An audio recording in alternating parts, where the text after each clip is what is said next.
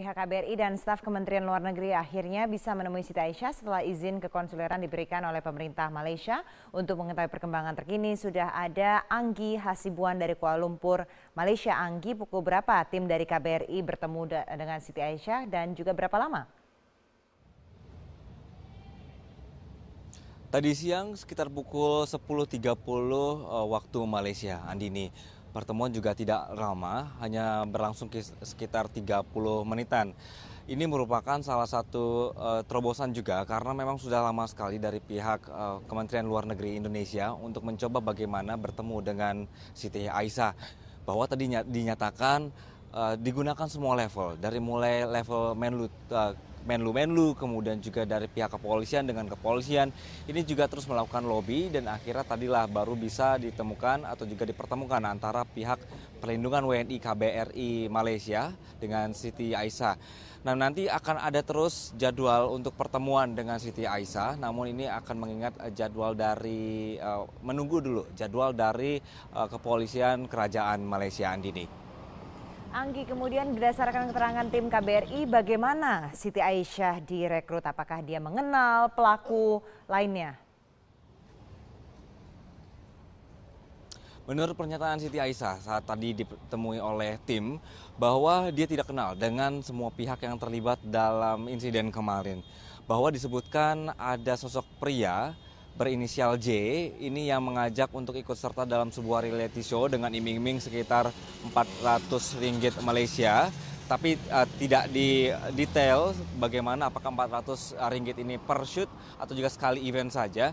Namun kondisinya adalah yang disebutkan bahwa yang mengajaknya ini berbahasa Melayu.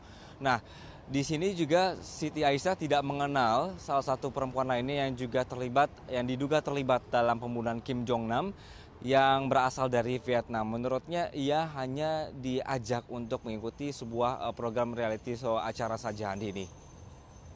Anggi, kemudian juga dari media massa menyebutkan bahwa Siti ini sebenarnya pernah melakukan simulasi yang sama begitu, salah satunya di pusat perbelanjaan. Apa yang Anda ketahui terkait informasi ini?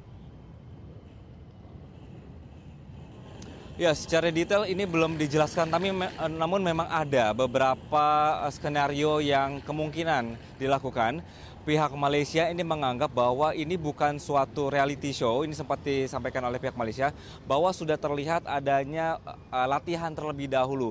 Bagaimana dari dua terduga pelaku ini, yang perempuan atau dua perempuan ini, sudah terlihat tahu di mana jalan keluarnya. Kemudian ketika sudah melakukan aksinya, mereka juga sudah disuruh untuk cuci tangan. Ini semuanya sudah terlihat bahwa ada latihan sebelumnya. Ini adalah pernyataan dari pihak Malaysia. Namun tadi pada saat bertemu dengan pihak KBRI, Siti Aisyah justru mengaku bahwa apa yang dilakukannya ia tidak tahu. Dalam artian bahwa ketika menggunakan ada zat seperti baby oil yang disebutkan atau juga minyak, ini ia sama sekali tidak mengetahui apa zat itu atau juga bagaimana efeknya. Sehingga dia tidak tahu bahwa akhirnya inilah yang disebut dengan racun yang kemarin yang digunakan dan juga sangat mematikan. Andini.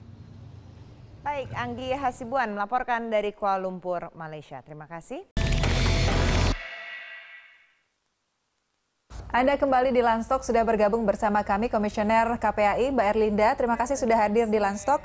Mbak Erlinda, ini langsung saja hasil dari penelitian Yayasan Lentera Anak, 85% ini sekolah dikepung oleh reklame rokok. Kemudian dari survei Komnas PA di tahun 2012, 99,6% remaja ini terpapar iklan rokok luar ruang. 0,4 digit luput ya.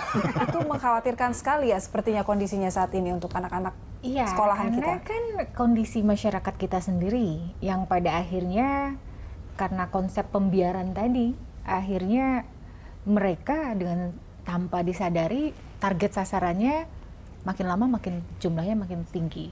Tidak usah jauh-jauh, kita di mana-mana apalagi sekolah negeri itu kiri kanan kan banyak warung. Iya. Sementara iklannya segede-gede gajah kalau anak-anak bilang gitu kan. Otomatis kalau kita balik ke ilmu psikologi, apa yang dilihat anak-anak ya, itu kan langsung diserap ke otaknya. Walaupun memang kita apresiasi sama Pemprov DKI, di mana baliho-baliho tentang rokok untuk jalan-jalan utama kan tidak diperkenankan, gitu.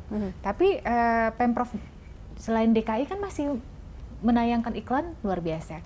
Oke, itu dari sisi iklan. Iklannya. Dari sisi regulasi pun juga kan tidak dijalankan, bahwa anak-anak kita tidak diperbolehkan untuk menjadi target sasaran, entah itu anak sekolah dasar maupun anak-anak remaja SMP SMA. Namun amat disayangkan pada saat kita tahu ada data anak-anak kita yang baru lulus SMA itu mereka sudah menjadi salah satu iklan rokok. Ini kan yang kita prihatinkan. Artinya apa? Paradigma dari orang tua itu sendiri pun juga adanya pembiaran, ya. Adanya permisif begitu ya? Iya, seolah-olah dari ya keluarga. udah, cuman iklan rokok kok. Oke, once. Berikutnya, anak-anak kita jago nih, jago mereka dalam bakat apa? Olahraga. Ya. Tapi yang sponsornya siapa? Nah, Ya. Nggak perlu dong ya. Itu yang sebelumnya tadi kita obrolin, Iya kan? industri rokok itu serigala berbulu domba, Yes. masuk lewat yayasan-yayasan amal gitu ya. Yang kami inginkan harapkan tuh adalah dari pemerintah tuh ketegasan Ya. terhadap foundation ini sejauh mana mereka memberikan dukungan.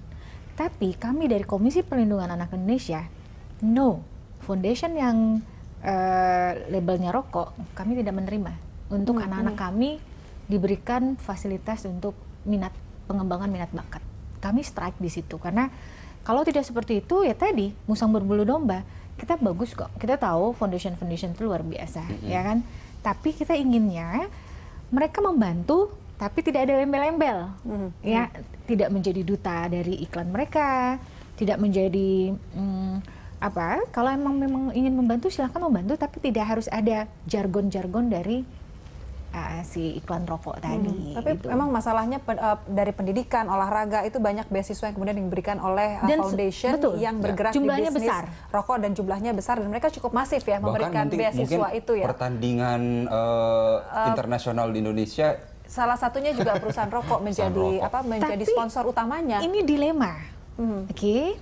Kita tahu dong pengembangan minat bakat tidak murah. iya. Bahkan cenderung sangat mahal. Ya. Apalagi untuk anak-anak yang berkebutuhan khusus. Sekarang pertanyaannya, apakah mampu pemerintah daerah memberikan fasilitas itu? Ya kan? Kan sangat minim sekali pemerintah daerah memberikan fasilitas kepada anak-anak yang mempunyai potensi atau minat bakat. Lagi-lagi yayasan itu lagi, foundation itu lagi, ya, dengan imbalan ya tadi. Akhirnya si malakama, orang tua pada dasarnya ingin, oke, anak saya tidak terpapar itu, tapi mereka sendiri ingin memfasilitasi anak-anak mereka untuk pengembangan minat bakat dan mereka punya multi talent yang luar biasa, tapi tidak sanggup. Baik. Akhirnya seperti apa? Mbak Erlinda tadi sebelumnya Bu Lisda sudah mengatakan bahwa pusat itu lemah mendukung support terhadap, misalnya di DPR kita selalu terkendala banyaknya kong-kalingkong begitu. Kemudian pemerintah pusat juga kemarin itu di Istana Merdeka berharap bahwa ada Presiden Jokowi yang merespon itu. Advokasi dari KPAI sendiri seperti apa untuk bisa mengusahakan ini bisa goal gitu? Tiap hari kita kayaknya mendengarkan seperti ini, nggak akan pernah tercapai gitu. Itu tadi, KPAI sudah terdengar lah gaungnya bahwa kita adalah provokator beriman ya. Kita melalui strategi-strategi kita, ayo kita menyuarakan. Jadi kita yang memprovokasi suara-suara yang di bawah hampir nyaris tertelan dengan isu-isu yang lebih eye-catching. Entah isu hate speech, entah isu pilkada, entah isu-isu yang lain. Isu yang ini sepertinya tenggelam.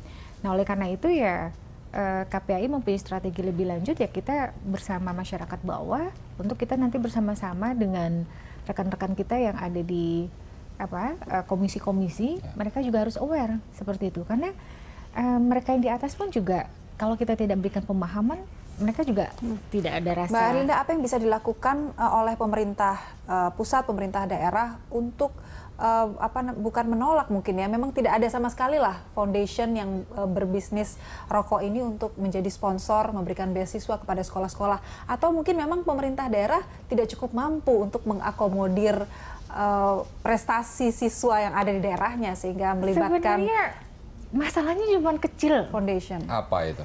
Tapi sekali lagi ini masalah kecil tapi pada akhirnya masalah besar. Iya. Sebenarnya balik-balik semua ke mental. Mentalitas dari personal mereka. Ya, mentalitas yang ada di anggota dewan. Tidak semua mental-mental mereka itu yang mohon maaf mereka peduli. Banyak juga mentalitas-mentalitas dari oknum di sana. Kapan nih? Saya kemarin pemilihan anggota dewan saya udah mengeluarkan berapa. Sekarang kita lihat dong, Iya. ya kan kepala daerah, saya sudah 15 miliar keluar, masa saya nggak harus balik modal? Jadi mau untuk memfasilitasi anak-anak kita yang berbakat jauh lebih sulit. Oleh karena itu kami sekarang merintis yayasan-yayasan yang sangat tulus, mereka memperhatikan. Walaupun mungkin jumlahnya nggak banyak, hanya sekitar belasan orang, tapi benar-benar pengrekrutan itu ada. Contoh kecil misalnya Yayasan Pandawa Care, kita membentuk anak-anak yang orang tuanya kalau untuk segi finansial itu minim, tapi untuk mereka punya bakat dan yang lainnya itu mereka luar biasa. Kita kerjasama dengan guru-guru yang punya keterampilan profesional, kita bayar subsidi silang. Oke, banyak hal sebenarnya yang bisa dilakukan tanpa melibatkan perusahaan rokok untuk memberikan beasiswa kepada para siswa begitu ya di tiap sekolah. Tapi kalau misalnya menunggu mental dari anggota DPR untuk itu mendukung, sulit, kayaknya kita nggak maju-maju begitu ya. Tapi kan nawacita kan di situ menyematkan bahwa revolusi mental. Iya. Kita tagih dong janjinya Pak Jokowi JK.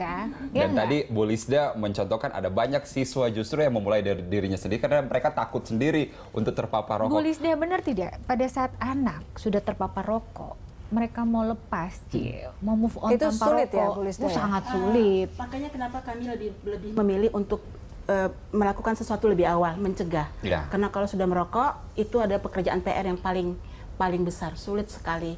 Jadi lebih baik kita mencegah supaya anak-anak itu tidak merokok. Jangan coba dulu merokok, itu sebenarnya prinsipnya. Baik, Ya. Bu Lisda, apa yang bisa disampaikan ini terkait dengan semakin masifnya iklan rokok yang mengepung sekolah dan pencegahan untuk anak-anak agar tidak menjadi penikmat rokok ini? Iya, agar nggak menjadi target industri rokok gitu. Tentu pertama kami menghimbau semua sekolah, semua dinas pendidikan di seluruh Indonesia dan Pemda di seluruh Indonesia untuk mari perhatikan sekolah-sekolah kita. Sudah banyak peraturan yang menetapkan sekolah itu kawasan tanpa rokok, tidak boleh ada iklan rokok.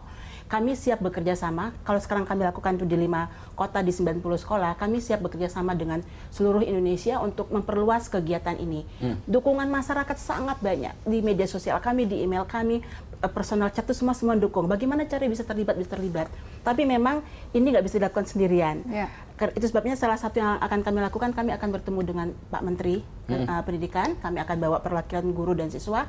Kami ingin menunjukkan ini sudah berhasil dan ini layak untuk dikembangkan, layak untuk diteruskan. Ya, kalau perusahaan rokok adalah sebuah kekuatan besar yang tampaknya susah untuk dikalahkan, mungkin kita perlu mengundang kekuatan korporasi besar untuk melawan itu. Itu seperti itu bisa nggak, Bu Lisda? Sebenarnya gini Mas, perusahaan rokok itu sebenarnya takut sama anak muda, sama anak-anak. Karena anak-anak itu pasar potensi mereka. Kalau anak-anak itu bilang tidak, kami tidak akan merokok, kami tidak akan tertipu oleh rayuan kamu, maka perusahaan rokok bangkrutlah dia. Itu betul, ya? Bangkrutlah dia. Jadi itu sekarang yang sedang kita galakan. Ayo anak-anak, ayo adik-adik, kalian harus bersuara tidak. Tanamkan kebencian positif, kebencian kepada rokok. Pakai bahasa kami tolak jadi target. Karena kalian dari rayuan-rayuan yang menggoda gitu ya. Tolak dari targetnya industri rokok, perusahaan rokok.